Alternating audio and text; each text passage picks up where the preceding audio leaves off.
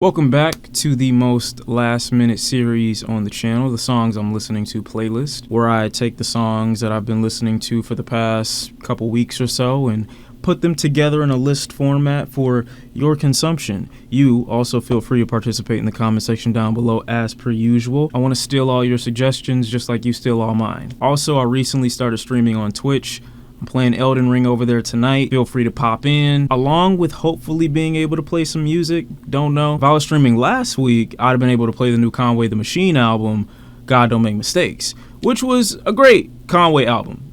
My personal opinion, if you're asking me, I'm gonna go ahead and I'm gonna say that I kind of probably prefer From King to a God, but that does not take away the greatness of God Don't Make Mistakes. I think it's still an incredible album. It's still a great follow-up to From King to a God. A lot of great tracks on there. I guess the hype factor for me was kind of ruined because throughout the last year and a half, over half of the songs I heard through Conway's IG Live. And so the impact of hearing them for the first time wasn't really there for me the same way it was for a good deal of other people. I'd already heard Stressed through his IG Live. I'd already heard Piano Love. I've been waiting for that one for over a year. So I was ecstatic when he had finally dropped it as a single, but a lot of these songs I had already heard, but a bunch of them are still great to hear in the context of the album, hearing them with better audio. Stressed is one of my favorite songs off of this record. I think it's an incredibly personal and open version of Conway, a version that we don't typically see of him. Also, the final track where he talks about the events leading up into him being shot and basically almost paralyzed. I think that's probably the most personal and best track that Conway has released since The Cow. And The Cow is like my favorite Conway song. Bandmanril got another one called Bandtoven. I like this. Obviously, it samples Beethoven, but I like the little play on the name, his name, and Beethoven. I think it's a cool track, you know, another club banger. I think he's been doing his thing. Like I said, I'm always going to talk about the music that he comes out with. If I'm enjoying it, if it's on a playlist, I listen to it. I think you should too. For those who don't know, I have a movie review channel / reaction channel where I just watch the new shows and films that might come out. And what I had been watching up until recently was season 2 of Euphoria. Now, while I didn't love the show Euphoria or season 2 of it, I really fell in love with the soundtrack that they used. And one of the best tracks that I think that they used that helps really emphasize one of the core moments of one of the characters on the show is Alex North's Spartacus Love theme. I think that is an incredible track. I didn't expect for the context in which it was used to so heavily support the scene where it was used, but I think it worked really well. I know I'm a sucker for a violin, so this track, you know, it's a must-have. Casey and Gestolfenstein with his new track, Okay. I really like this track. And after you listen to it for like the first 5 to 10 seconds, you'll know why. Synths. That's pretty much it. I think it's pretty creative, and I didn't expect Casey to go for something like that, but I think it works really well. I know he's got a new album coming out soon. I think this is a good teaser for it, so definitely check it out. Also want to talk about NBA YoungBoy's Make No Sense. Gucci Mane blocked me on Twitter, and I don't know why. I didn't do anything to this man. I didn't say anything about this man. I've always been supportive of Gucci on the channel. And even before Gucci and NBA YoungBoy had gotten to this little squabble, on my life, I had just been playing Make No Sense. Walking around the house, running through my area, talking about, I feel like I'm Gucci Mane in 2006. I've been saying that for the last 2-3 weeks. Now all of a sudden, Gucci dissed him, YoungBoy, and I'm blocked. Why? I didn't do nothing. I don't know who's been watching me, who told or leaked the information to Gucci that I'd been listening to YoungBoy's song. I just know out of the blue, I see something from Gucci, I want to click on it, boom, blocked. In 2006, all these diamonds dancing on my fucking neck. Kodak Black dropped a new album a couple weeks ago, and one of the best tracks on it is On Everything. Really enjoyed this track. The flute instrument, you know, it's kind of hit or miss. You know, I like it, but not really. But it's okay, but not the great. I kind of like this track more so because it's rhythmic. It's kind of, you know, it's kind of catchy, and it's also Kodak Black acknowledging that at some point he had a problem and he's trying to stay focused. One of the best bars on here. Ain't smoking no weed, ain't drinking no lean. I'm paying attention to the bag. Ain't popping no perks, I'm staying alert. This might have been Elcamino and Fetti have a collab album titled Bethlehem. I really enjoyed the intro track. There's a couple of tracks on here that are very soulful. I love the samples that are being used throughout this album as well. I think you should definitely give it a listen. Elcamino's in top tip shape from what I can see. And I love how on the intro track for John Allen, the sample just swells and gets louder and louder in the background. That shit ain't fucking up the pack. That's what they been on, huh? You should have run that low to me. I think Nigo gave Pusha T one of the best instrumentals that he could possibly use.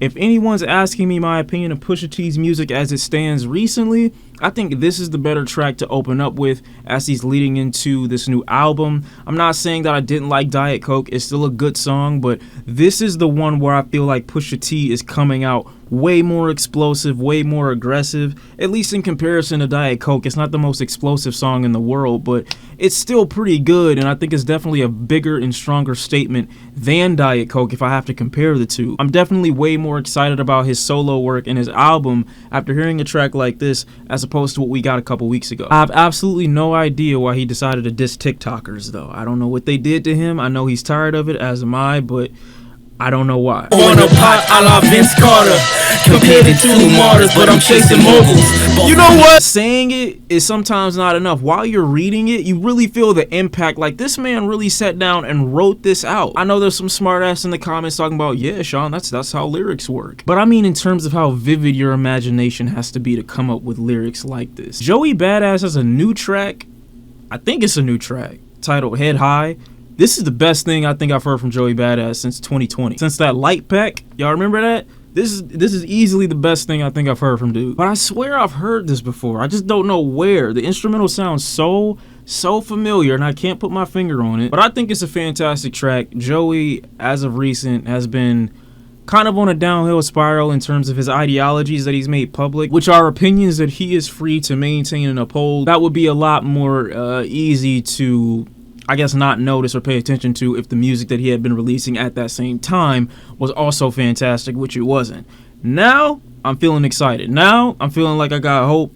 I'm feeling like he's going to release something a little bit more incredible beyond this point. Hopefully. Time breathing, now you breathing from the gun blast, and you thinking about the past. Sharon Van Etten has me very excited for her new album after her most recent single, Used to It. I really enjoyed this track. Thought this was an incredibly beautiful track where I just can sit in the back of a car and just enjoy the ride. It feels like I'm just drowning in someone's essence, and the more it continues, the more I think we're closer to the ending of the track, the more I get dragged deeper into this very warm and cozy feeling. Earthgang, Earthgang. Y'all know how much I loved Mirrorland. You know, it was one of my top albums for 2019. I believe that's the year it came out.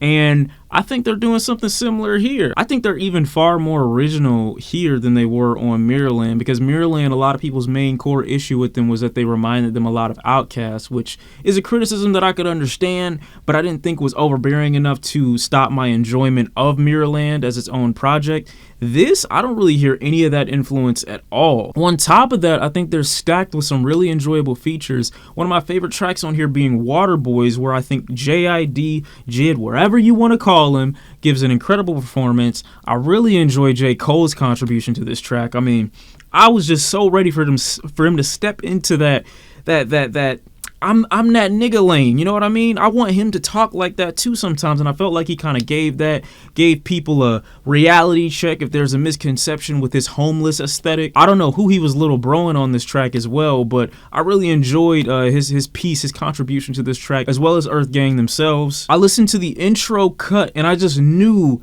that this was going to be a grand experience just off the intro cut alone, and I wasn't disappointed. Now, I'm only halfway through, so I still got to listen to about 7, 8, maybe 9 more tracks, but from what I've heard so far, really enjoyable, except the Future track. I don't really think that he needed to be on the record. This is my personal opinion so far. Don't shoot the messenger. I also was disappointed by the Music Soul Child track. Y'all got to know how much I love Music Soul Child.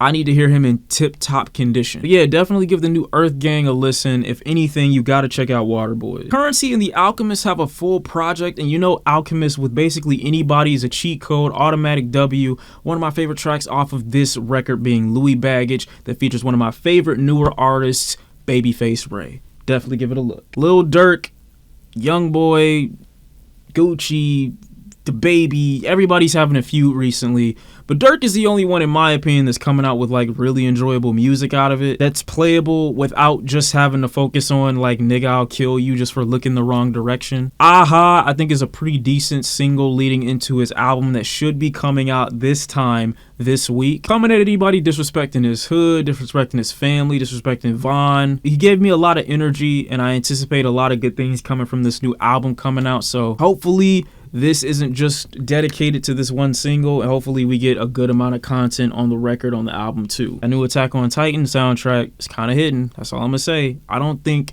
that Noto Yamamoto is the one that's making this one. I'm not sure. I could be wrong. Rumbling theme, I need more. You know what I mean? That was a great theme. It fit the scene perfectly. I'm not going to ruin too much, but you should watch Attack on Titan if you haven't. And if you don't feel like watching Attack on Titan, then check out the soundtrack because it's just as gorgeous. And King Von's posthumous release had come out recently.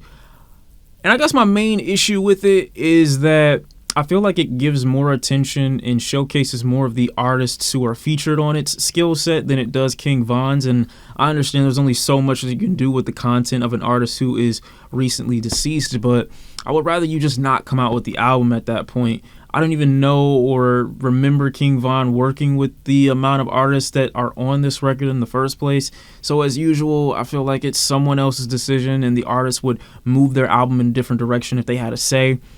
Just my opinion, not big fans of posthumous releases as much anymore. And I just don't feel like this was a King Von-esque record, even though there are records that he's dropped before this that sound pretty good or pretty all right. I just don't feel him in this really at all. Me personally, I'd rather listen to his old stuff. And that's pretty much all I got to say about the records that we've talked about today. Hopefully I can put out another one of these in a couple weeks. So yeah, don't forget to leave your suggestions in the comment section down below. I'm very curious to hear what you've been listening to as well. And until next time, I'll see you next time. I'm out.